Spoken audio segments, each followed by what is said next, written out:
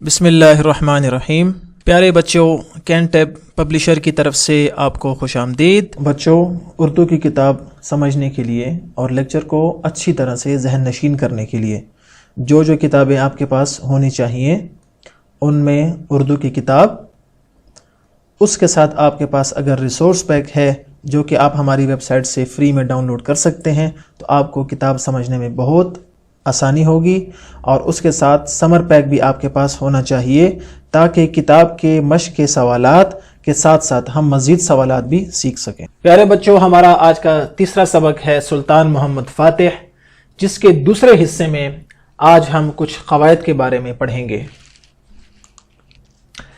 آج کے سبق کا مقصد اور علم حاصل کرنے کا اور تعلیم و تعلم کا مقصد جو ہے وہ غیر رسمی خطوط لکھ سکے ہے۔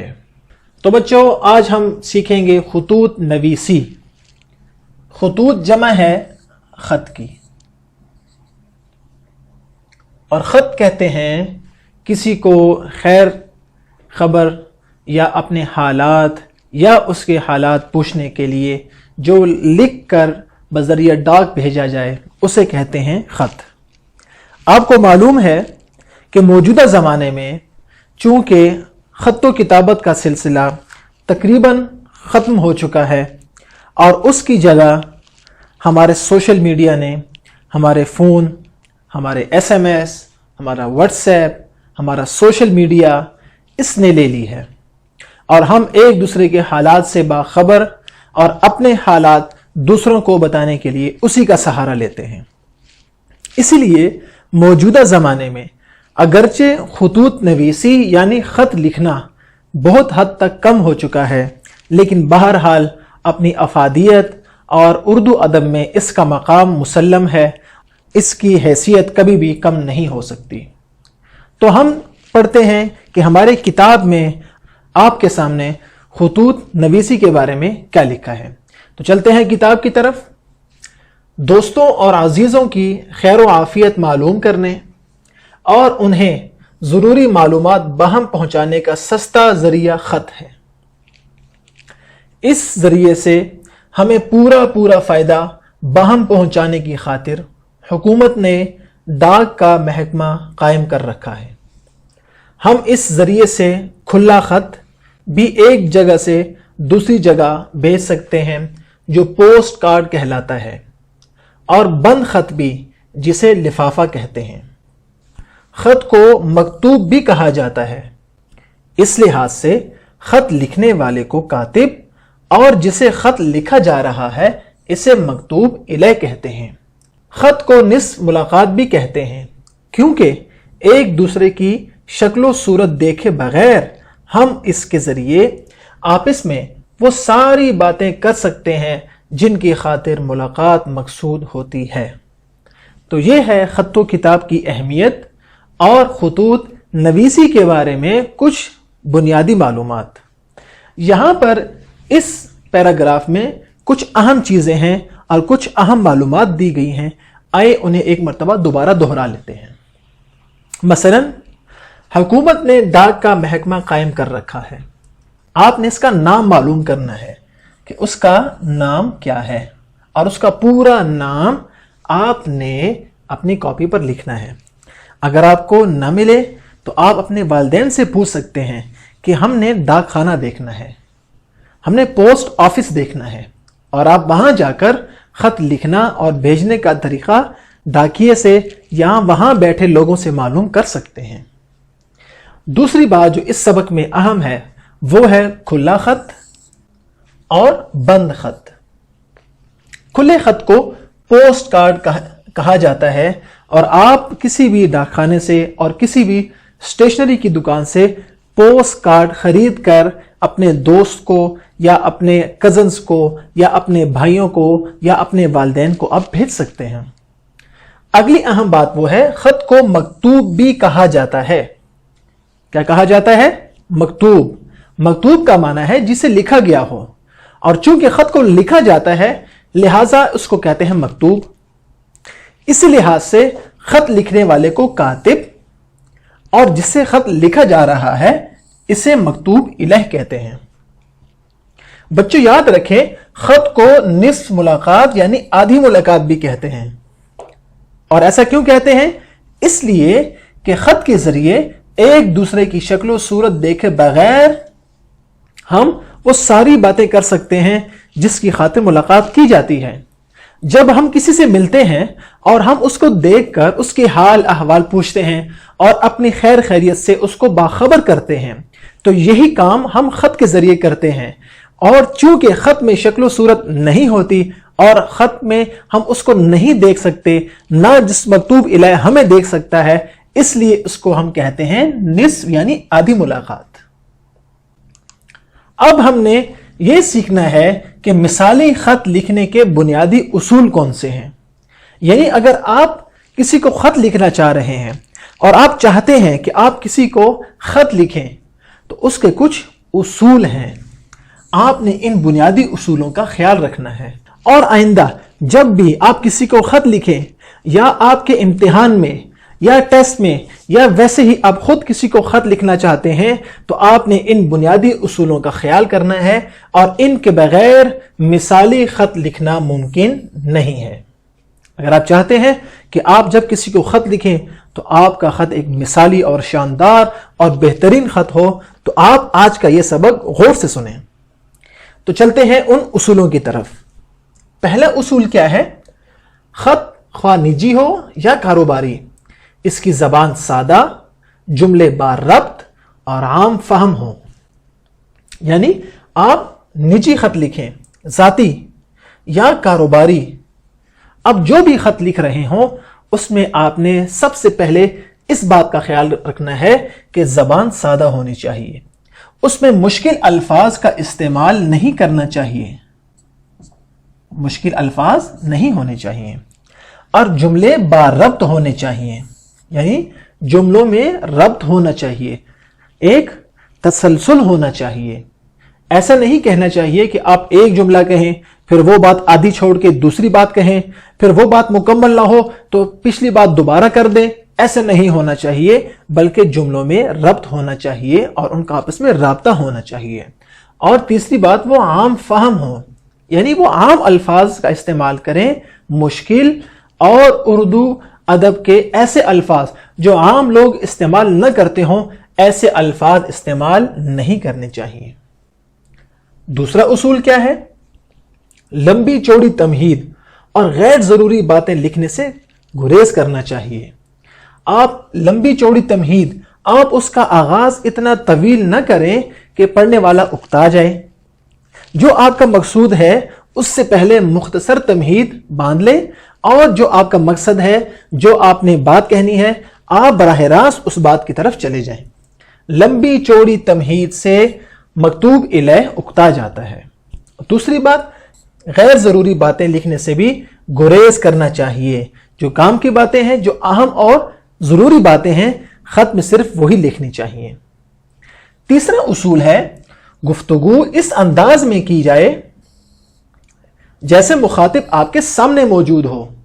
یعنی جب آپ خط لکھتے ہیں تو آپ ذہن میں یہ سوچیں کہ مکتوب الیہ یعنی جس کو آپ خط لکھ رہے ہیں وہ آپ کے سامنے بیٹھا ہے اور آپ اس کو خط لکھ رہے ہیں. خط اس انداز سے لکھنا چاہیے. اور آخری اور سب سے اہم بات وہ ہے تہذیب و اخلاق اور رشتوں کے تقدس کا خاص خیال رکھنا چاہیے. یعنی جب آپ خط لکھیں تو آپ کو مہذب الفاظ اور با اخلاق انداز سے الفاظ کا چناؤ اور الفاظ کا استعمال کرنا چاہیے. اور رشتوں کے تقدس کا بھی خاص خیال رکھنا چاہیے کہ آپ جس کو خط لکھ رہے ہیں اگر وہ آپ سے عمر میں، مقام میں، علم میں یا مرتبے میں بڑا ہے تو آپ ایسے الفاظ استعمال کریں جس سے رشتوں کا تقدس اور اس کے مقام کا تقدس باقی رہے. تو بچوں، آپ نے خط لکھنے کے اصول سیکھے. اب ہم خط لکھنے کے مدارج یعنی مراحل آپ کو بتائیں گے. مدارج کا معنی ہے مراحل، کہ آپ نے خط کس طرح لکھنا ہے. سب سے پہلے کیا، اس کے بعد کیا ہونا چاہیے، اس کے بعد کیا ہے، یعنی خط کی ترتیب کیا ہونی چاہیے. مدارج کا معنی یہ ہے خط کی ترتیب. تو پیارے بچوں، سب سے پہلے آپ نے مقام روانگی اور تاریخ لکھنی ہے، یعنی جہاں آپ ہیں اور کاتب ہے اور جہاں سے خط روانہ ہو رہا ہے اس جگہ کا نام لکھنا ہے اور تاریخ لکھنی ہے، تاکہ جب مکتوب الیہ کو خط پہنچے تو اس کو یہ معلوم ہو جائے کہ یہ خط کہاں سے لکھا گیا اور کس تاریخ کو لکھا گیا۔ دوسری بات وہ آداب یا تسلیمات ہیں، یعنی آپ السلام علیکم ورحمۃ اللہ وبرکاتہ یا کسی بھی اچھے الفاظ سے آپ خط کا آغاز کریں۔ اس کے بعد القاب، اگر آپ کسی کو خط لکھ رہے ہیں تو آپ ان کو اچھے القاب کے ساتھ مخاطب کریں، اور اس کے بعد آپ مضمون خط یعنی خط کا جو مقصد ہے اور جس کام کے لیے خط لکھا جا رہا ہے آپ اس کو لکھیں گے۔ نمبر 5 پہ دعائیہ کلمات، یعنی جب آپ خط جس مقصد کے لیے لکھ رہے ہیں وہ مقصد اور مضمون خط پورا ہو جائے تو اس کے بعد آپ نے دعائیہ کلمات پر اس کا اختتام کرنا ہے۔ اور نمبر 6 اختتامیہ اور مکتوب نگار کا نام، اور اختتام کر کے اختتامیہ لکھنا ہے اور اس کے بعد مکتوب نگار کا نام آپ نے لکھنا ہے، یعنی کاتب اپنا نام لکھے کہ میں کون مخاطب ہوں اور یہ خط کس نے لکھا ہے۔ اور سب سے آخر میں مکتوب الیہ کا پتہ لکھنا چاہیے جس پر آپ خط بھیجنا چاہ رہے ہیں، اور یہ خط جب آپ کسی لفافے میں ڈال لیں اور بند خط کی صورت میں ڈاکخانے میں لے جائیں تو وہاں بھی آپ مکتوب الیہ کا مکمل پتہ لکھنا چاہیے تاکہ کسی مشکل اور مصیبت کے بغیر براہ راست یہ خط اس تک پہنچ سکے۔ تو بچوں، آپ نے خط سیکھا، خط کی اہمیت سیکھی، خط لکھنے کے کچھ بنیادی اصول بھی سیکھ لیے اور خط لکھنے کے مدارج بھی آپ نے سیکھ لیے۔ اب آپ کے سامنے ایک نمونے کا خط آپ کے سامنے دیا جا رہا ہے جو آپ کو نظر آ رہا ہے۔ چلیں دیکھتے ہیں اس خط کو اور دیکھتے ہیں کہ اس سے ہمیں کیا سبق ملتا ہے، اور جو ہم نے بنیادی اصول پڑھے تھے اور جو خط کے مدارج ہم نے پڑھے تھے آیا وہ اس میں موجود ہیں یا موجود نہیں ہیں۔ رواز گارڈن لاہور، یہ مکتوب، یہ کاتب کا ایڈریس یعنی اس کا پتہ ہے، اور اس کے بعد کیا ہے؟ تاریخ 15 ستمبر 2017۔ آپ جس تاریخ کو بھی خط بھیجنا چاہ رہے ہیں آپ یہاں پر وہ تاریخ لکھیں گے، اور آپ جہاں سے خط لکھ رہے ہیں یہاں پر اپنا پتہ لکھ لیں گے۔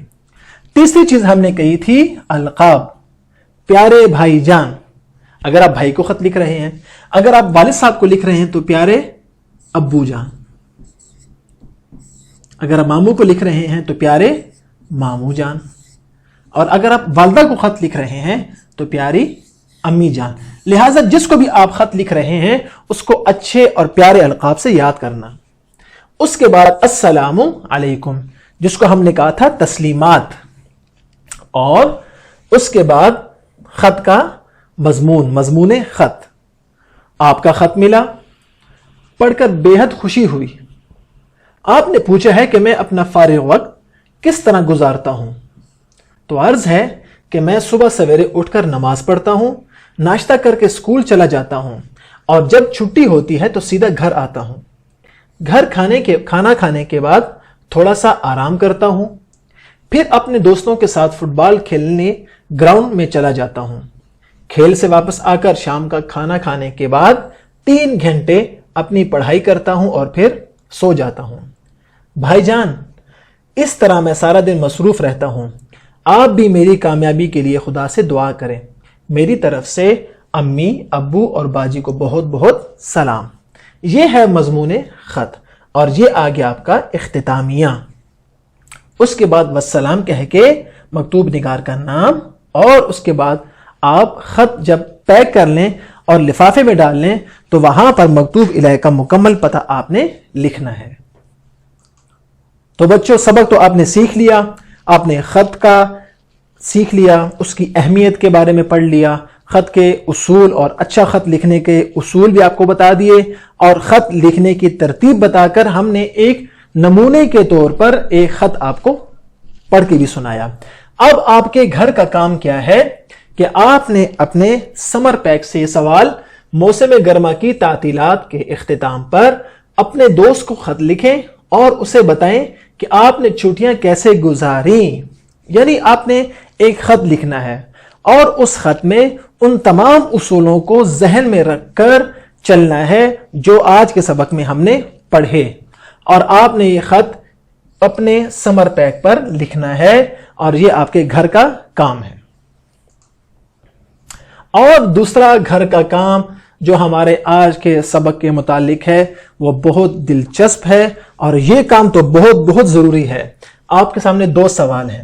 پہلا سوال ہے، عصر حاضر میں خطوط لکھنے کا رواج ماند کیوں پڑتا جا رہا ہے؟ یعنی موجودہ زمانے میں، آج کل کے زمانے میں خطوط لکھنے کا رواج کم ہوتا جا رہا ہے. پہلے زمانے میں آج سے 20 سال اور 30 سال پہلے تک خط لکھنے کا اور عید کارڈ بھیجنے کا اور پوسٹ کارڈ بھیجنے کا یعنی کھلے خط بھیجنے کا رواج بہت زیادہ تھا. آج کل یہ رواج کیوں ماند پڑ گیا؟ اور دوسرا سوال کہ خطوط لکھنے کے متبادل ذرائع کون سے ہیں جو ہم روزمرہ زندگی میں استعمال کرتے ہیں؟ یعنی آج کل خطوط تو نہیں لکھے جا رہے لیکن لوگ پھر بھی آپس میں رابطہ تو کر رہے ہیں. تو وہ کون سے متبادل ذرائع ہیں جن کے ذریعے ہم اپنے دوستوں، اپنے خاندان والوں اور اپنے قریب کے لوگوں سے رابطہ کر رہے ہیں اور ہم روزمرہ زندگی میں، عام زندگی میں اس کا استعمال کر رہے ہیں؟ ان دو سوالوں کا آپ نے جواب اپنے ذہن کے مطابق سوچ کر لکھنا ہے. اگلے سبق میں پھر ملاقات ہوگی. اللہ حافظ.